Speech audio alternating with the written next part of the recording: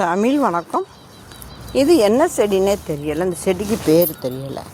பாருங்கள், அழகாக இருக்குது பூ. பாருங்களேன் எப்படின்னு இருக்கு, அழகாக இருக்குது பூ.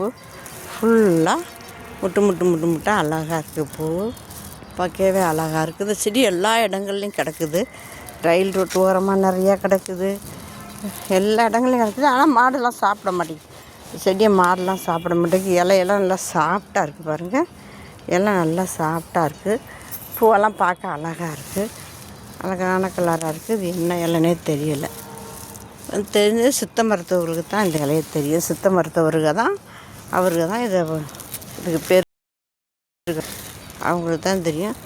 ஆனால் நமக்கு என்ன இலைன்னு தெரியலை. பாருங்களேன், பாருங்கப்பா, இது முள் கத்திரிக்காய் செடி. முள் கத்திரிக்காய்னு சொல்லுவாங்க, கண்டங்கத்திரிக்காய்னு சொல்லுவாங்க. இதுக்கு நிறையா பேர் இருக்குது. இந்த செடி பாருங்கள், இங்கே ஒரு செடி படர்ந்து கிடக்குது. அருமையான செடி, பெரிய செடியாக படர்ந்து கிடக்குது. தண்ணி ஊற்றுறாங்க, அதனால அது படர்ந்து வந்துருச்சு, பெருசாக வந்துருச்சு. பாருங்கள், இந்த தூரெல்லாம் பாருங்கள், காய் நிறையா காய்ச்சிருக்கு.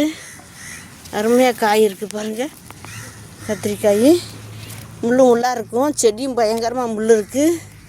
செடியும் பயங்கரமாக முள். இது மருந்துக்கு உயர்ந்தது. பாருங்கள், இது சாப்பிட்லாம், இது குழம்பு வச்சும் சாப்பிட்லாம்.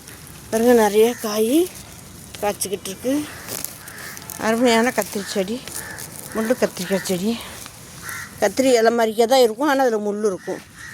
பாருங்கள், அருமையாக இருக்குது. பாருங்கள், கத்திரிக்காய் பாருங்கள், பெரிய காயாக இருக்குது. உள்ளே கூட காயெல்லாம் பெரிய காயாக காய்ச்சிக்கிட்டு இருக்கு.